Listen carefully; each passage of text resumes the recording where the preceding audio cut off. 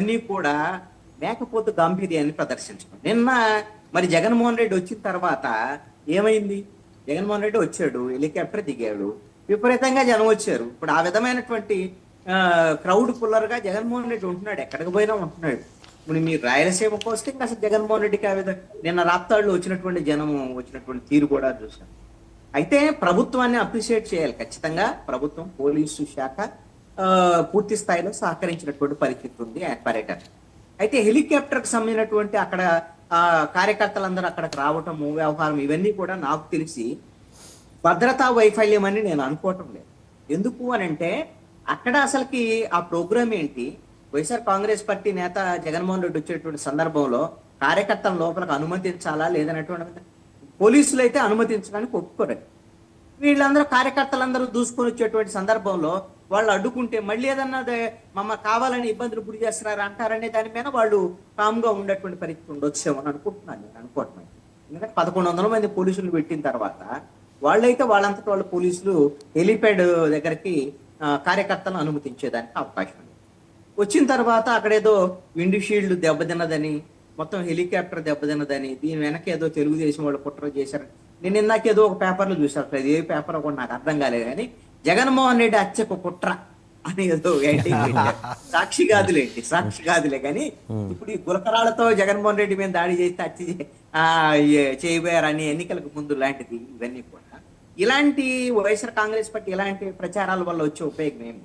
అయితే జగన్మోహన్ రెడ్డి పోలీసులకు వ్యతిరేకంగా మాట్లాడినటువంటి మాటలు ఏ ఉద్దేశంలో మాట్లాడారంటే, నేను గమనించిన దాని ప్రకారంగా లింగమయ్య హత్య, వైఎస్ఆర్ కాంగ్రెస్ పార్టీ కార్యకర్త హత్య సంబంధించినటువంటి వ్యవహారంలో పోలీసులు నిర్లక్ష్యంగా వ్యవహరించారు అనేటువంటిది జగన్మోహన్ రెడ్డి యొక్క ఆరోపణ.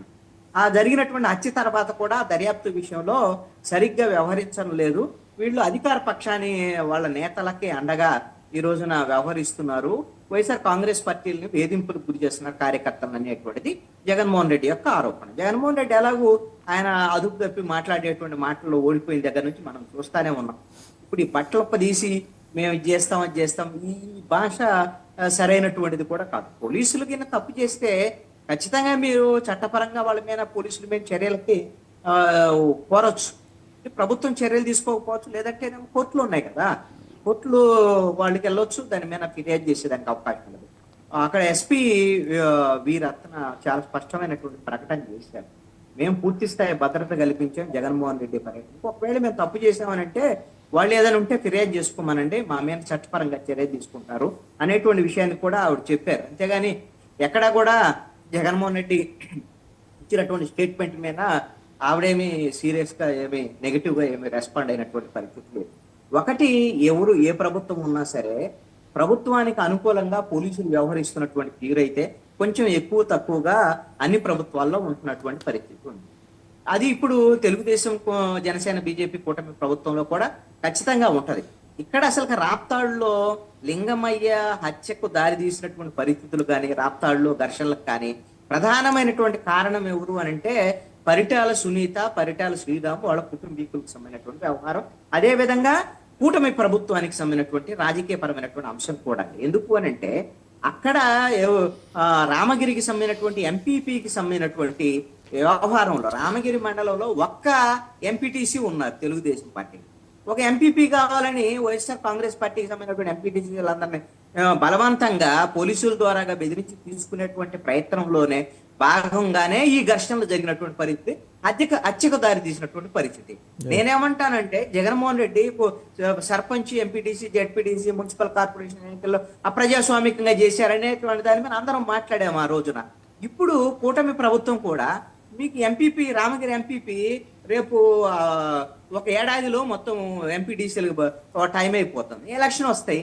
మీరు రేపు ఎన్నికలు జరిగితే కూటమికి అనుకూలంగానే స్థానిక సంస్థల ఫలితాలు వస్తాయని కూటమికి సంబంధించిన నాయకులు అందరూ చెప్తున్నారు. ఏ ఎన్నికలు జరిగినా మాకే అనుకూలంగా ఉంటుందని. మరి అలాంటప్పుడు మీకు ఒక సంవత్సరంలో మీకు పోయేది ఏంది? మీకు ఒక్క ఎంపీటీసీని పెట్టుకొని ఎంపీపీ కావాలని, మీకు అసలు ఎంపీపీ కావాలంటే అక్కడ రామగిరిలో మహిళా ఎంపీపీ, మీ మహిళా ఎంపీపీ అక్కడ ఎంపీటీసీ ఎవరన్నా ఉండారా? లేరు. తెలుగుదేశానికి సంబంధించినటువంటి మహిళా ఎంపీటీసీ తీసుకొని బలవంతంగా మరి ఆమె ఎంపీపీని చేసినందువల్ల మా తెలుగుదేశం ఎంపీపీ అయిపోయారని చెప్పుకున్నందువల్ల వచ్చేది ఏంటి? ఇది ఈ విధమైనటువంటి ధోరణి. అంటే జగన్మోహన్ రెడ్డి ఏదైతే ఆ రోజున అప్రజాస్వామిక చర్యలకు పాల్పడ్డాడో అదే తరహాలో జగన్మోహన్ రెడ్డి చెప్పుల్లో ఈ రోజున చంద్రబాబు నాయుడు కాళ్ళు పెడుతున్నాడని అనిపిస్తుంది.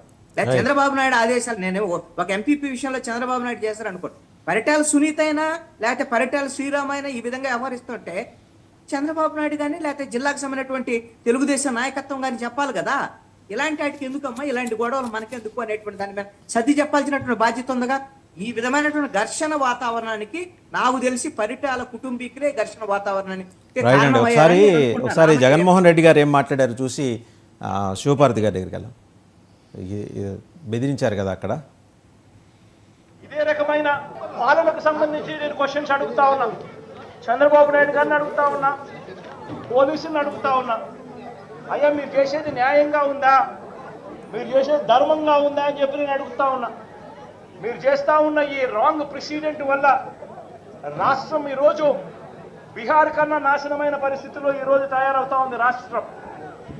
ప్రతి చర్య మనం చేసేది డెమోక్రసీలో సిగ్గుతో తలంచుకునే కార్యక్రమానికి మీరంతా కూడా సిగ్గు లేకుండా చేస్తా ఉన్నారు. నేను అడుగుతా ఉన్న ఇదే రకమైన